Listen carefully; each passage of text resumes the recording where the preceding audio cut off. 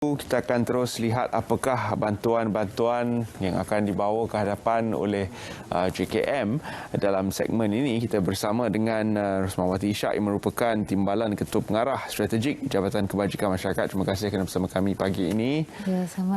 Saya tahu ia suatu tanggungjawab yang besar untuk JKM langsungkan, di mana banjir ini telah memberi kesan kepada kawasan-kawasan yang sebelum ini tidak terkesan, kawasan-kawasan di pantai barat Semenanjung Malaysia. Apakah langkah segera yang terus diambil oleh JKM untuk mengulurkan bantuan kepada yang terjejas? Silakan. Okay, terima kasih Terence. Terima kasih kerana mengundang JKM untuk bersama pada pagi ini. Okay, selaras dengan arahan MKN 20, Majlis Keselamatan Negara, JKM berperanan penting dalam menguruskan pusat pemindahan sementara. So, antara perkara pertama yang kita lakukan adalah sebelum bencana berlaku, kita menyediakan senarai pusat-pusat pemindahan mangsa bencana ini. Dan seterusnya, yang kedua, kita menyediakan dan juga mengedarkan bantuan makanan dan juga keperluan asas kepada mangsa. Dan seterusnya kita menjalankan pendaftaran mangsa itu bagi semua mangsa yang berpindah ke pusat pemindahan sementara. Dan di samping itu, yang terakhir yang kita lakukan di pusat-pusat pemindahan adalah aktiviti kaunseling dan juga kita melaksanakan aktiviti kepada kumpulan sasar seperti kanak-kanak dan lain-lain. Jadi antara lain langkah segera saya terangkan sedikit berkaitan dengan pendaftaran. Kita di bawah pengurusan pusat pemindahan itu terdapat jawatan kuasa yang berfungsi, iaitu antaranya adalah jawatan kuasa pendaftaran, di mana kita membuat pendaftaran mangsa. Jadi kita mendapatkan nama, alamat, nombor kad pengenalan dan sebagainya. Dan seterusnya kita menyenaraikan ketua isi rumah ya, dan juga ahli-ahli keluarga yang terlibat. Dengan itu kita dapat mengetahui berapa bilangan keluarga yang ditempatkan di satu pusat pemindahan, dan seterusnya kita dapat bilangan mangsa secara total. Jadi buat masa ini Terence, kita mendaftarkan setakat ini 771 pusat pemindahan yang diaktifkan di seluruh negara.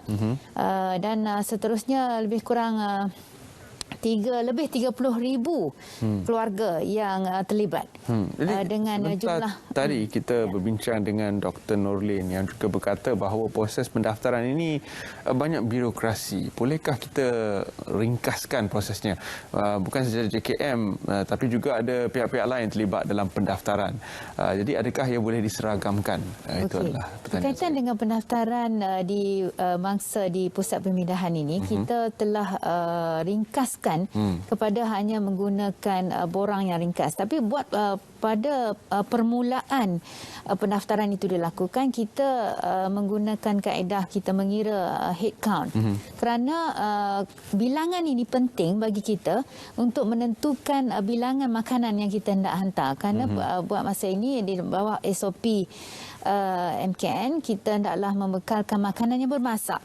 Jadi dengan itu kita perlu mengetahui bilangan itu dengan lebih awal, dan kemudian baru kita membuat pendaftaran dengan hanya mendapatkan maklumat asas seperti nama, nombor kad pengenalan dan juga alamat sahaja. Dan itu saja sudah memadai untuk kita mendaftarkan mereka. Baik. Seterusnya satu lagi soalan susulan kepada perbincangan kita tadi, di mana bantuan kaunselor. Bagaimana persediaan bantuan kaunselor yang menyantuni keperluan kesihatan mental mereka yang berada di PPS yang turut disediakan oleh JKM? Okey, untuk maklumannya, kita menyediakan khidmat sukarelawan kaunselor di bawah lembaga kaunselor selama 1,500 orang sukarelawan kaunselor yang berdaftar. Jadi mereka ini digerakkan ke seluruh PPS untuk memberikan nasihat, bimbingan dan sebagainya. Di samping itu, kita ada sediakan juga kit kaunseling untuk kita melaksanakan aktiviti, terutamanya golongan kanak-kanak yang untuk memenuhi masa mereka di pusat itu. Dan ada juga kita kita menggunakan ataupun menyediakan aktiviti kepada warga emas dan sebagainya yang bersesuaian dengan mereka. Dan ini untuk memastikan apa yang mereka hadapi itu kita menyediakan ataupun kita mendengar, iaitu yang adalah yang basic ataupun yang asas. Kita bersedia, kita kaunselor ditempatkan untuk mendengar luahan mereka, untuk berkongsi perasaan emosi, dan ini adalah dikatakan sebagai sokongan psikologi kepada mereka. Saya sangat terkesan melihat apa yang berlaku di Jelebu khasnya, di mana ramai mangsa banjir di sana adalah merupakan dalam kategori warga emas dan memerlukan bantuan yang mungkin lain daripada apa yang disalurkan di tempat-tempat lain. Selain daripada itu juga ada mangsa OKU yang terkesan. Jadi sistem-sistem amaran awal mungkin tidak sampai kepada golongan ini. Bagaimana pihak JKM menyediakan bantuan dan juga sistem yang berbeza untuk menyantuni keperluan-keperluan unik golongan seperti warga emas dan juga OKU? Okey, terima kasih Terence. Berkaitan dengan ini memang kita dah bersedia lebih awal. Di dalam persediaan stok bekalan bencana, kita bahagikan kepada pertama adalah keperluan asas seperti tikar, selimut, toto, kain dan sebagainya. Ini adalah tuala dan sebagainya. Yang ini adalah keperluan asas. Di samping itu terdapat keperluan tambahan. Yang inilah dimasukkan di mana keperluan-keperluan khas untuk warga emas dan OKU jika kita ambil kira. Contohnya keperluan kursi roda. Contohnya keperluan ataupun kita katakan tilam yang sesuai untuk mereka dan sebagainya. So di sini keperluan-keperluan yang ini kita penuhi di pusat pemindahan masing-masing. Dan contohnya bagi mereka yang terlantar dan sebagainya memerlukan platform untuk mereka tidur dan sebagainya. Jadi di situ kita mencari kemudahan ini yang kita sesuaikan dengan kumpulan sasar yang berada di pusat itu, terutamanya bagi golongan yang memerlukan keperluan khas iaitu warga emas, OKU dan sebagainya. Soalan seterusnya mungkin sedikit sensitif, di mana sistem amaran kita, sistem amaran awal kita disampaikan melalui media massa dan juga saluran-saluran lain adalah bersifat biasa, sistem amaran banjir, amaran hujan yang luar biasa. Tapi adakah amaran-amaran ini sampai kepada golongan OKU, warga emas yang mungkin tidak menerima isyarat-isyarat ini? Jadi bagaimana untuk kita sampaikan pada pendapat JKM, bagaimana untuk kita sampaikan amaran awal kepada golongan ini khasnya? Okey. Berhubung kait dengan perkara ini, melalui latihan simulasi yang kita anjurkan daripada masa ke semasa, yang mana kita melibatkan komuniti. Di dalam komuniti ini sering kita memberi pesanan kepada mereka apakah persediaan yang harus dilakukan. Ya, contohnya bagi mereka yang mempunyai warga emas, yang mempunyai ibu ayah bersama dan sebagainya. Jadi contohnya semasa persediaan kita menghadapi bencana ini, antara peralatan yang perlu ataupun perlu kita grab sekiranya berlaku bencana adalah dokumen-dokumen penting dan seterusnya ubat-ubatan yang memang ini kata tak boleh tinggal, rutin. So perkara ini yang perlu kita letakkan di tempat yang selamat, dan ini adalah yang utama untuk kita katakan kit untuk kita bawa ke pusat pemindahan. Ini sangat penting. Dan dari segi persediaan, maknanya dari segi dalam inilah yang kita terapkan di dalam latihan dan simulasi yang kita jalankan bersama dengan komuniti. Walaupun kita tidak mahu terima hakikat, namun rasanya kita perlu menggerakkan masyarakat untuk menjadi masyarakat yang sedia bencana, yang boleh menghadapi sebarang situasi seperti di negara lain. Bagaimana pula dengan bantuan untuk negeri-negeri lain yang terlibat dalam banjir? Negeri Sembilan, kawasan Jelebu yang saya sebutkan tadi, dan juga Pahang yang terkesan teruk.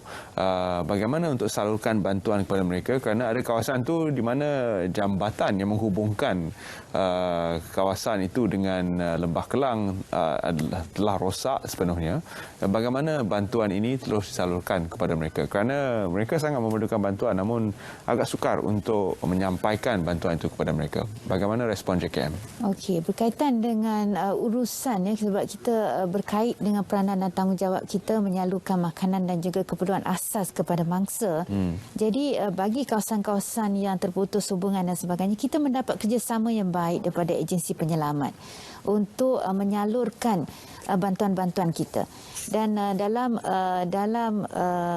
erti kata ataupun apabila kita menghadapi situasi di mana JKM sendiri keterbatasan logistik kita untuk masuk. Jadi di sinilah kerjasama yang sangat erat kita perolehi, JKM perolehi melalui kolaborasi strategik dan sebagainya, di mana kenderaan 4x4, kenderaan yang sesuai untuk memasuki kawasan-kawasan yang seumpama ini.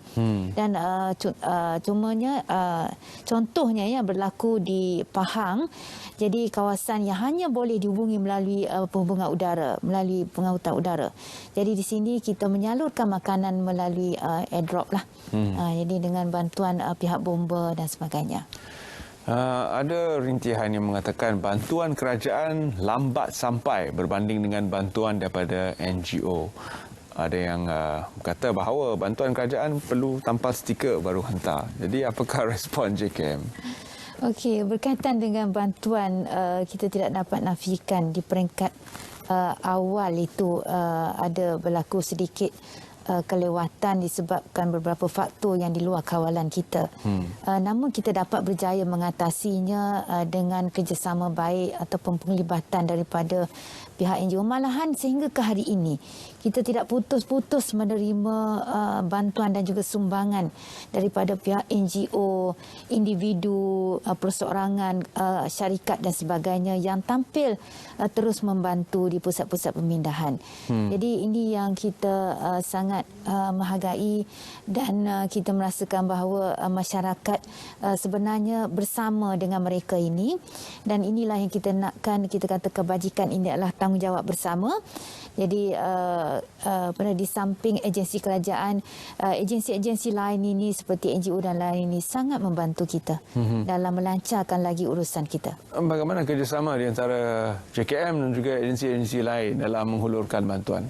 Okay, memang kita mendapat kerjasama yang sangat baik daripada pelbagai agensi. Contohnya kita mendapat kerjasama daripada Majlis Agama Islam melalui Baitul Mal dan sebagainya.